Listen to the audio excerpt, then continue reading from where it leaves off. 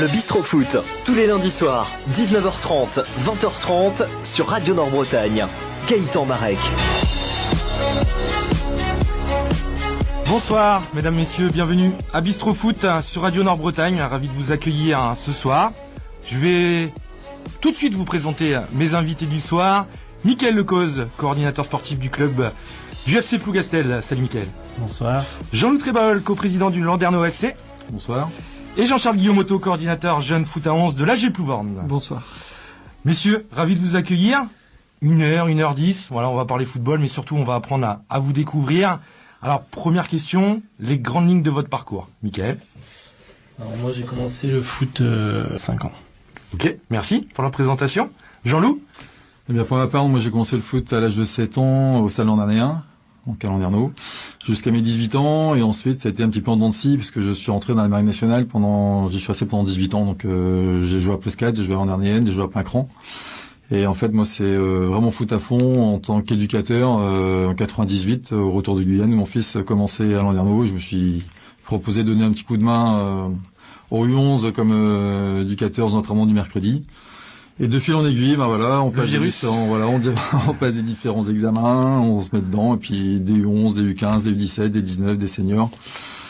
Jusqu'à cette saison où Philippe Prigent, l'autre coprésident, m'a demandé de l'accompagner à la tête du club, donc depuis une saison. Ok, merci. Jean-Charles. Alors du FC Plougastel. Jean-Loup, Landerneau.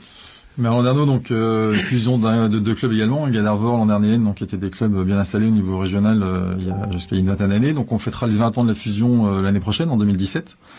Donc on tâchera de bien fêter ça. On est à peu près à 500 licenciés. Sur l'ensemble du club, on est 150 gamins environ à l'école de foot. Donc 3 équipes seniors, une 19, 3 17, 3 15, et puis après ça décline un petit peu 4, 5, 6. Les actualités, c'est en termes de résultats, c'est de la joie, parce on a fixé comme objectif principal la montée de l'équipe B et de l'équipe C, donc ça a été acquis. Notamment pour l'équipe B hier sur le dernier match, donc c'est toujours assez sympa à fêter dans la foulée. Une bonne saison de l'équipe première, avec un très bon début jusqu'en décembre-janvier. Puis après, comme tous les clubs, t'as les blessés, les suspendus, donc l'hiver c'est un petit peu compliqué à passer. Mais au final, donc plutôt une bonne saison. Et en jeune aussi, c'est pas mal. On a nos 17 en B qui montent. La petite déception, s'il y en a une, elle serait plus sur les 19. Donc par contre, sur la saison prochaine, les objectifs seront forcément différents. Où on se donnera peut-être un peu plus de moyens sur l'équipe première et sur les 19. On aimerait bien faire monter d'ici 2-3 saisons des HR. Parce que quand on regarde les clubs voisins, que ce soit Plouvorne, Guipava, Plouzané ou même Vannes un peu plus bas, tous ces clubs-là ont des équipes 19 au minimum en DHR. Donc c'est aussi le vivier du club, donc il y a beaucoup de jeunes, mais il faut qu'on leur propose quelque chose d'intéressant au passage des 17 à 19. Pour ce qui est des aides de la mairie, donc nous, en termes d'infrastructure, donc le synthétique du Calvaire et puis le terrain en herbe à côté, et à la plaine de Saint-Ernel, donc à l'automne 2018, on aura un 4e terrain de foot en herbe également, des vestiaires en prévision à côté du synthétique. Donc après, je sais qu'à Landerneau, il y a beaucoup d'assos, donc forcément tout le monde demande un petit peu qu'on s'occupe d'elle, donc c'est un petit peu compliqué, mais bon, dans le sens, ça se passe plutôt bien avec la mairie, ils sont à l'écoute. Et on s'en plaint pas. Non, ça se passe bien. Au niveau des éducateurs, parce que moi j'en ai vu passer beaucoup en formation. Oui, alors effectivement, ça c'est aussi un des projets, donc c'est d'amener au moins entre 5 et 10 éducateurs en formation par saison. Là, on va arriver, je crois, à 20 ou 22 éducateurs formés à la fin de cette saison, c'est quand même pas mal. Et l'idée, comme Mickaël, c'est sur chaque responsable de catégorie, des tout petits au plus grand, donc c'est un éducateur diplômé B1 ou BMF au minimum. Après, l'idée, c'est pas non plus, on a des éducateurs en place qu'on va pas virer, parce que peut-être qu'ils n'ont pas le bon diplôme. Ah, bien sûr. Mais on les amène en formation, quoi. On les accompagne, s'ils ont l'envie, le temps, c'est aussi, il faut comme du temps. Je suis bien placé pour savoir qu'une formation, ça prend du temps. Mais l'idée, elle est là, quand même. Donc, d'avoir des gens formés et diplômés aussi, même si les diplômes font pas tout. Bien sûr. Mais c'est quand même important, puis c'est une certaine reconnaissance de la qualité du club, de son école de foot, auprès du public, quoi. Ouais, parce qu'on peut évoquer la grosse qualité au niveau de l'école de foot, parce que on peut notamment l'année dernière, où les 13 avaient remporté le challenge du printemps, si je dis pas de bêtises. Tout à fait, vainqueur à Guipava et finaliste à Dirénon. Donc cette année un petit peu moins bien, mais Oui. bon, on peut pas Tout à fait. gagner tout le temps. Mais on a des gamins aussi qui sont suivis par les clubs pro alentours. Donc non, c'est plutôt intéressant le travail. Donc Ça faut bosse bien. continuer, c'est ça. Ouais. Ouais, ça bosse très bien. Ça Mais bon, bosse c'est bien, voilà. ça le plus dur, c'est de continuer à garder la qualité, quoi. Donc faut être attentif à ça, quoi. Du coup, alors, juste une dernière question, parce que c'est vrai que je me suis déplacé à Landerneau il y a pas très très longtemps, et du coup on m'a dit qu'il y avait centaines d'enfants débutants, enfin U6, U7, U8, U9 en même temps sur le terrain. En même temps sur le terrain Entraînement. peut-être pas, mais c'est vrai que les terrains sont très très utilisés et Ouais. l'inconvénient c'est la période hivernale parce que les terrains d'herbe comme partout souffrent de l'hiver, de la pluie, du vent et on peut pas mettre tout le monde sur synthétique en même temps. Donc là on a demandé à la mairie justement donc de réaménager un petit peu. Il y a un vieux terrain entre guillemets stabilisé derrière la tribune du Calvaire. Ok, d'accord. Et donc, on va leur demander de réaménager des aires de jeu pour les 6-7, qui fait que le jour où on peut pas être sur l'herbe ni Ouais. sur synthétique, il y a au moins un terrain de repli, parce que cette année, on a quand même supprimé, entre janvier et février, 5 séances d'entraînement sur 8 programmées. Donc, c'est trop, quoi. Ouais. On en supprime une ou deux de temps en temps, pourquoi pas, mais là, c'est beaucoup trop, mais bon, on n'a pas le moyen de faire autrement, donc, non, c'est, Salarié également au niveau du club, un tout salarié. à fait. Donc, Thibaut Dantec, qui est là pas deuxième saison. Donc, à qui il reste une troisième année à faire. Donc, ça apporte au niveau technique. Parce que forcément, il va être présent sur le terrain et on va lui demander, je pense, l'année prochaine d'être encore plus présent sur le terrain. Parce que, en fonction des horaires d'entraînement de chaque catégorie, parfois les gens ne sont pas disponibles. Hein, quand on est notamment Ouais. sur le mercredi après-midi, c'est pas évident. Et notre objectif, donc, comme limite, ils en auront deux en plus l'année prochaine, là, je suis un peu jaloux parce que ça demande des moyens que pour l'instant on n'a peut-être pas encore. Mais on a un jeune là qui projette de passer son BMF en alternance et qu'on pourrait éventuellement récupérer donc sur la catégorie U11. Donc on va essayer de mettre ça en place avec lui. Ok. Ouais. Tout va bien au Landerneau FC sur cette Tout va saison. bien. Voilà, On a connu des jours moins bons Ouais. et là c'est reparti sur une nouvelle chose, un nouveau projet, Comme des tout nouveaux club. joueurs. Et puis Ouais. non, c'est bien. On Ok. va continuer dans cette optique-là. de Plougastel. Merci. Jean-Loup, je reviens vers toi pour le FC Landerneau. Alors moi j'ai envie d'aborder avec toi ce côté, tu l'évoquais, tu as commencé au niveau de l'école de foot. Moi je vais revenir sur quelque chose de plus récent. C'est que voilà, tu as été, parce qu'on a joué l'un contre l'autre, tu étais avec la réserve de Landerneau, moi avec la réserve de Morlaix. Après donc tu as basculé sur la responsabilité de l'équipe première. Aujourd'hui tu es dans un autre rôle. Voilà, je voulais savoir toi comment tu l'avais vécu, parce que moi c'est aussi ce qui m'intéresse, c'est-à-dire qu'on est dans l'humain, avec le fait du coup d'être c'est ton club Landerneau. Je suis peut-être pas le seul à dire ça, mais non, ouais. mais On en est plusieurs l'occurrence pour le dire, mais tout à fait. c'est- C'est comme un petit moment que j'y suis. Hein. voilà. Donc je voulais savoir comment est-ce que justement tu avais fait le passage du côté coaching à passer dans le côté dirigeant, qui est quand même c'est pas pareil. Pour rien te cacher, avec beaucoup d'hésitation, parce qu'effectivement, hein, donc l'an dernier, j'ai passé mon BMF et l'idée c'était quand même de continuer sur le terrain avec ce nouveau diplôme. C'est pas une sinécure et que ça promet rien, mais voilà. Donc l'idée c'était d'être sur le terrain et donc Philippe Rigeant en fait m'a proposé ça. Et donc dans la formation BMF, il y a le CFF4, donc le projet club, donc sur lequel on doit faire une action au niveau du club au cours de la formation.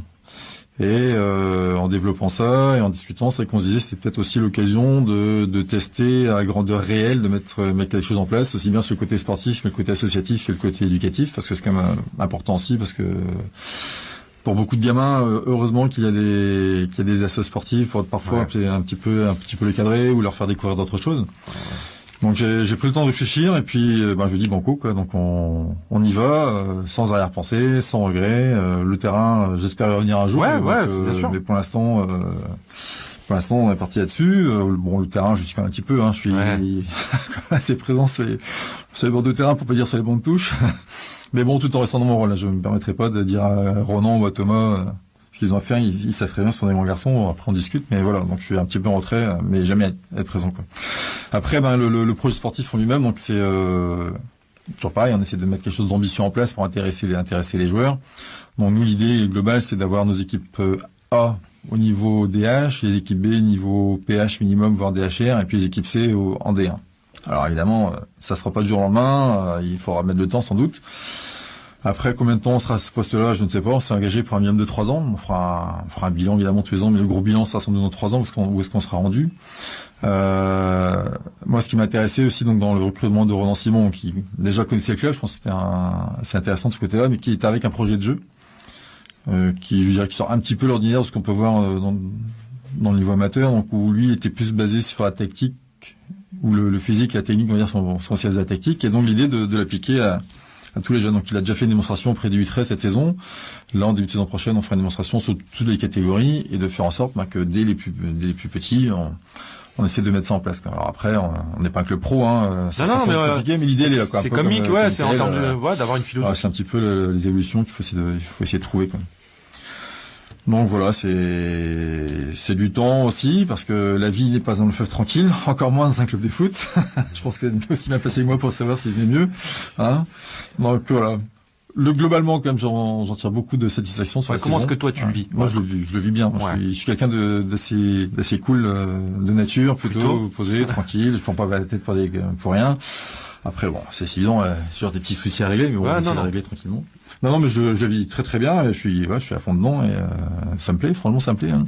Je pensais pas que ça m'aurait plu plus autant que ça, pardon. Mais non, si, on continue à bosser là-dessus. Donc, toi, t'es sur l'aspect sportif. Ouais.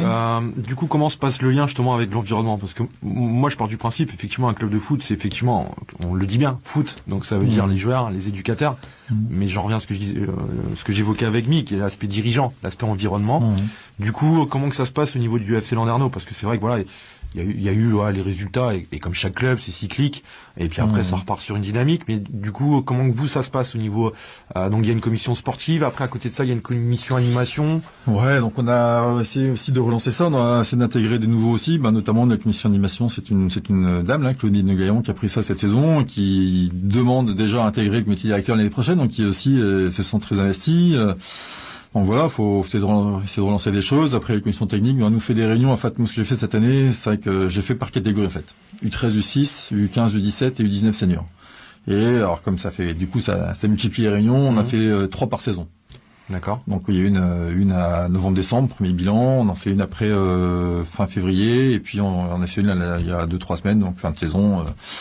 Et puis déjà préparer la saison suivante.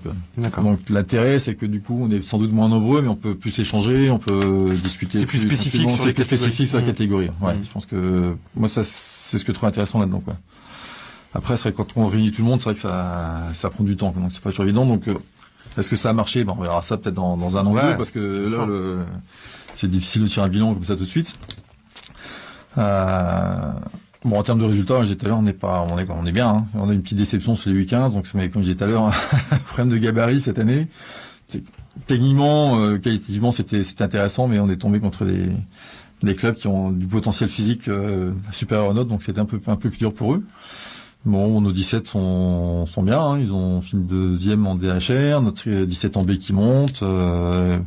L'année prochaine, moi je dis c'est les 19. Il faut vraiment qu'on fasse quelque chose sur les 19. Parce que je pense que c'est vraiment le lien, quoi. C'est le passage 17-19, c'est qu'il faut être bon pour pas perdre ces joueurs-là, parce qu'il y a comme des joueurs de qualité chez nous, donc faut les garder et leur proposer un projet cohérent sur les 2-3 ans qui viennent, quoi. Du coup, toi, ce que tu aimerais au niveau des 19 ans, ça serait PH, DHR, à moyen terme? DHR dans 2-3 ans, ce serait bien. D'accord. Malgré le fait que, enfin, là j'en reviens, mais parce qu'aujourd'hui, si je dis pas de bêtises, tu as quelques 19 ans de deuxième année qui ont joué vous avez des 19 ans de deuxième année qui ont beaucoup intégré les seniors A et B, un peu dans tous les clubs. Ouais, alors la difficulté de cette catégorie-là, c'est de dire d'avoir un projet U19, mais tu peux pas non plus brider ceux qui ont du potentiel pour l'avoir au-dessus, quoi. Nous, on a des garçons cette saison comme Alan Leroux, Kylian Ranou, Quentin Gézéquel, Jonathan Elio, Flo Kuniravé, j'en oublie certainement, mais qui méritaient largement leur place dans le groupe senior. Je dis pas forcément titulaire d'équipe première, mais largement dans le groupe senior et puis de voir au-dessus. Donc, on va pas non plus les brider, quoi. Les faire jouer, les 19, c'est de la D1, c'est compliqué de les brider à ce niveau-là cette saison. Donc, l'idée, c'est sortir de ce niveau-là dès l'année prochaine, essayer de monter moins en under départemental. Ouais. Puis après, dans les 2 ans qui viennent, ils vont au-dessus, quoi. Okay. Mais c'est toute la difficulté. Je pense que beaucoup de clubs aussi, c'est la génération un petit peu embêtante. C'est questionnant, suivant le nombre de licenciés que tu as dans le club et effectivement comment et la santé de tes seniors et puis effectivement les meilleurs, quoi. C'est de voir quel niveau. En tout cas, là, je suis allé le voir plusieurs fois dans la saison et je suis allé voir ses entraînements en disant que vraiment, moi, je compte sur eux, hein. Je souhaite qu'ils restent tous et que le projet, il est avec eux. Tout à l'heure, Jean-Charles parlait d'un garçon que je connais peu et qui j'ai croisé quand je suis 19, c'est Thomas Loec. Moi, c'est effectivement ce genre de joueur que j'apprécie, c'est-à-dire que le garçon, il est au club depuis des années, il a constitué tout petit, il a 30 et quelques années, je crois, il est toujours là, il s'occupe des jeunes. Je pense qu'il y a un dernier où il faut qu'on trouve 3-4 joueurs qui ont ce profil-là, quoi, qui sont capables d'entraîner le groupe senior vers le haut et puis de transmettre leur vécu. Moi, quand j'ai commencé le foot comme éducateur de mon petit, tous les éducateurs c'était des joueurs de l'équipe première. Donc, les gamins, c'était une admiration, quoi. On pouvait leur parler de n'importe qui. À l'époque, il y avait peut-être des genoux là ou autre, enfin peut-être pas, je n'ai pas tous les noms en tête, mais on leur a parlé d'un Ludo Lahotte ou d'un Yannick Schwartz, ils préféraient autant qu'on leur parle de ces gens-là que les joueurs de l'équipe de France, quoi. Ouais. Ils étaient plus en animation devant eux. Okay. Donc c'est ça, je pense qu'il faut qu'on arrive à remettre en place, mais ça demande du temps, quoi. Faut être patient. Bien sûr. Mais bon, on a quelques jeunes qui sont en formation, et puis on a déjà j'en ai vu plein, des futurs très bons éducateurs. J'en ai vu quelques-uns depuis 2 ans là en formation. En tout cas Si, on a déjà jeunes éducateurs. Puis des sacrés phénomènes. Je pense à Monsieur Hugo Quélec, sacré phénomène qui peut amener plein de choses. Très bon éducateur et très bon vivant. Oui, exactement. On les embrasse avec Loïc aussi. Bien sûr, Loïc, Olivier, Yann, il y en a plein. Ouais, mais c'était, en tout cas, voilà, à chaque fois qu'ils sont venus, c'est des garçons. En tout cas, moi, j'ai apprécié échanger avec eux. Ils étaient vraiment dans la demande et de cette envie-là, et puis de les revoir après sur les tournois avec. Après, c'est vrai que quand on leur confie la responsabilité, nous, on se place en tant que dirigeants et ils sont jeunes, quoi. Ouais, mais une catégorie, parce qu'on sait ce que c'est, la de catégorie en U11, U13, entre les gamins, les parents, les dirigeants, les anciens, ceci, cela, c'est pas toujours évident. Donc, il faut aussi qu'on soit là pour les aider, mais il faut aussi leur faire confiance, leur montrer qu'on croit en eux, quoi. Avec les enfants, ça se passe bien. C'est quand les parents, l'environnement qui est un peu plus compliqué. Mais en tout cas, c'est bien, plein d'objectifs et c'est ça qui fait avancer. En termes d'objectifs, j'aimerais qu'on relance une section futsal, une section féminine aussi, là, qu'on s'est un petit peu à tester, mais bon, ça se fera dans le temps, quoi. Merci. Et de rien. Alors tu m'as fait une belle. Cette émission ne serait pas possible, donc un grand merci Sébastien. Et puis n'oubliez jamais que le foot c'est un magnifique prétexte à l'aventure humaine. Je vous souhaite plein de bonnes choses. Allez l'équipe de France et puis au plaisir. À bientôt. Au revoir.